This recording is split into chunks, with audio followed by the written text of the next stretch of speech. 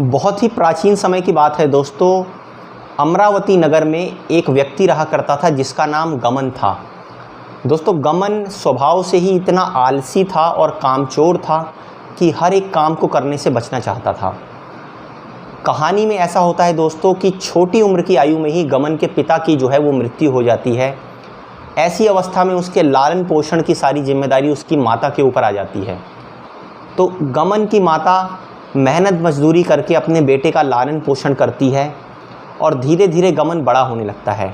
दोस्तों, जब गमन जवान हो जाता है तो उसकी माँ को चिंता होती है कि अभी तो मैं इसका ख्याल कर रही हूँ, अभी तो मैं मेहनत करके इसका पेट पाल रही हूँ, लेकिन कल को मेरे मर जाने के बाद या मेरे जाने के बाद इसका क्या होगा और किस तरह से इसका भरण पोषण होगा।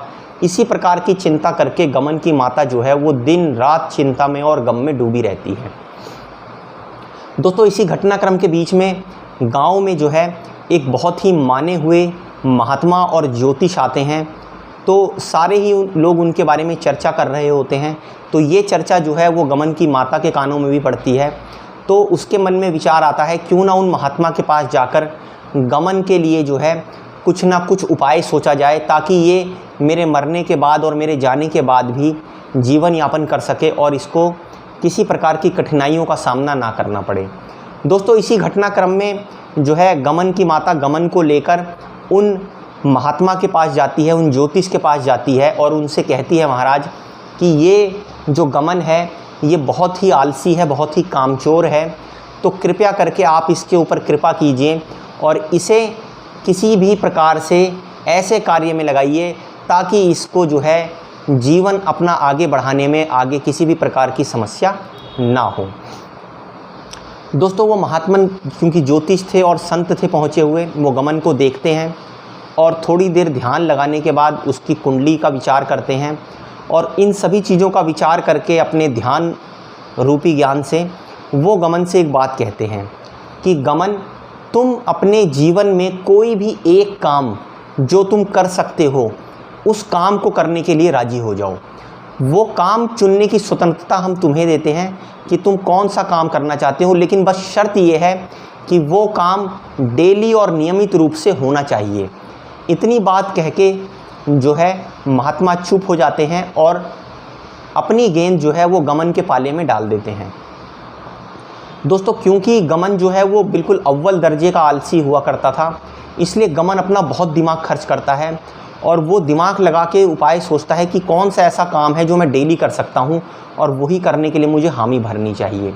दोस्तों, बहुत माथापच्ची करने के बाद, बहुत सोचने के बाद गमन जो है वो महात्मा से कहता है कि मैं एक काम रोज़ कर सकता हूँ कि मैं डेली सुबह उठकर 1 लोटा जल पी सकता हूँ। दोस्तों, इस बात को सुनकर उसकी माँ को बहुत आश्चर्य होता है। उसकी माँ सोचती है कि किस प्रकार का जो है अव्वल दर्जे का आलसी है मेरा बेटा, कि काम को चुनने में भी उसने ऐसा काम चुना है कि पानी पीने का।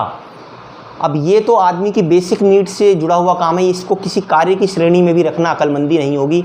तो जैसे ही गमन इस बात को कहता है तो उसकी माता जो है वो उसको रोकना और टोकना चाहती है, लेकिन वो महात्मा गमन की माता को बीच में रोक देते हैं और वो सहमत हो जाते हैं कि गमन ने जो बात कही है वो बिल्कुल करेक्ट कही है। बस शर्त एक ही है कि वो कार्य जो गमन ने बिल्कुल स्वीकार किया है कि मैं डेली करूँगा, वो कभी भी ऐसा नहीं होना चाहिए, किसी भी एक दिन भी नागा नहीं होना चाहिए जिस दिन वो गमन कार्य ना करें। अब दोस्तों, इस बात को जो है गमन संत के सामने और अपनी माता के सामने स्वीकार करता है कि मैं इस काम को नियमित रूप से करूँगा और नियमित रूप से करते हुए एक भी दिन का नागा नहीं करूँगा इस काम को करने में। घटनाक्रम आगे बढ़ता है दोस्तों। गमन की माता उसका पालन पोषण करती रहती है, पर क्योंकि उसकी माता को महात्मा की बात से उतनी संतुष्टि नहीं मिली होती है कि अगर 1 लोटा पानी ये डेली पी भी लेगा तो इससे इसका क्या भविष्य बदलेगा, क्या इसका परिवर्तन होगा और क्या इसका भला होगा इससे। इसी चिंता में उसकी माता जो है वो धीरे धीरे बीमार रहने पड़ती है और कुछ दिनों बाद उसकी स्थिति ऐसी हो जाती है कि वो बीमार होकर खाट पर लग जाती है। इतनी बीमार हो जाती है कि वो दैनिक कार्यों को करने में भी अक्षम हो जाती है।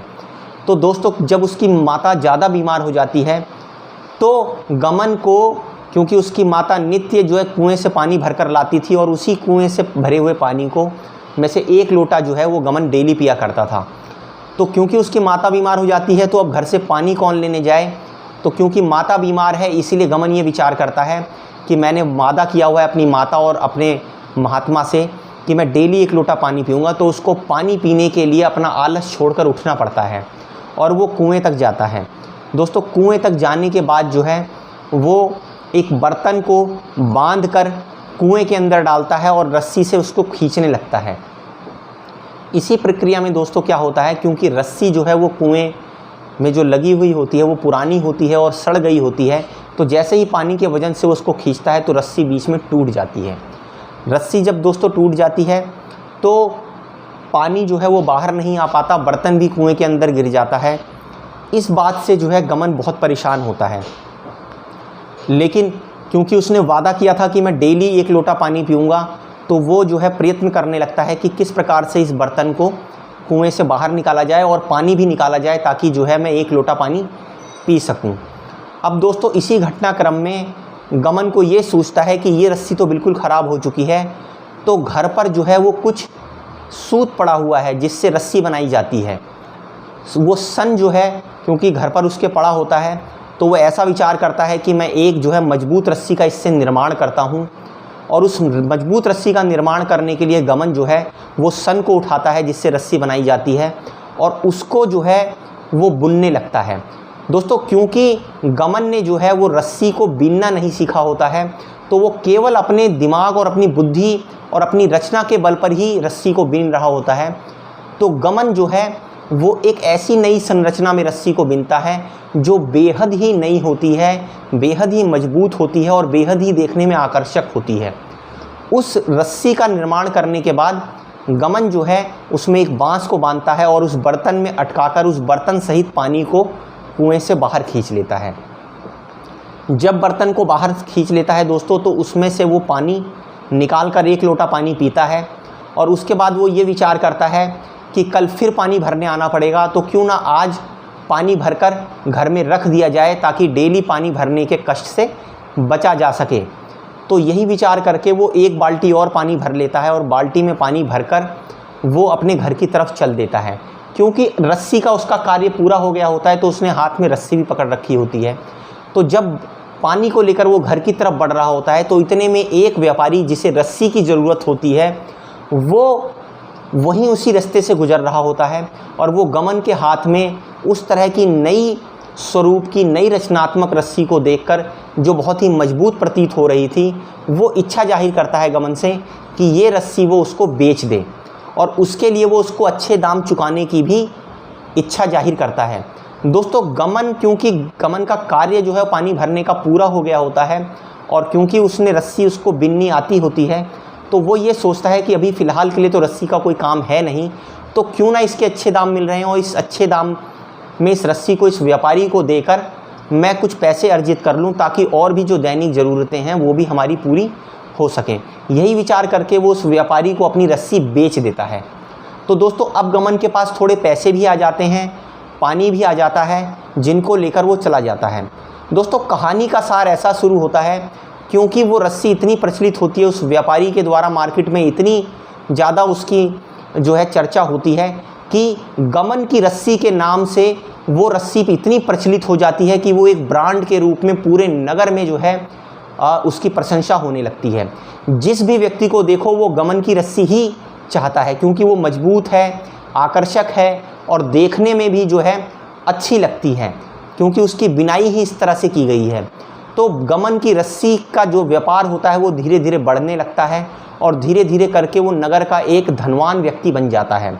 तो दोस्तों इस कथा का सार ये है कि कभी कभी व्यक्ति का एक सद्गुण, उसके द्वारा किया गया एक ही कार्य जो उसकी सही दिशा में किया जा रहा है, निरंतर किया जा रहा है, लगातार किया जा रहा है, वो उसके 100 गुणों और अवगुणों के ऊपर भारी पड़ता है।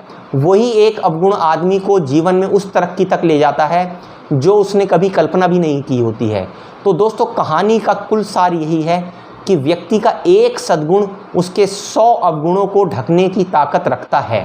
दोस्तों गमन की इस रस्सी की कथा से आशा करता हूं कि आपको कुछ नई सीख मिली होगी।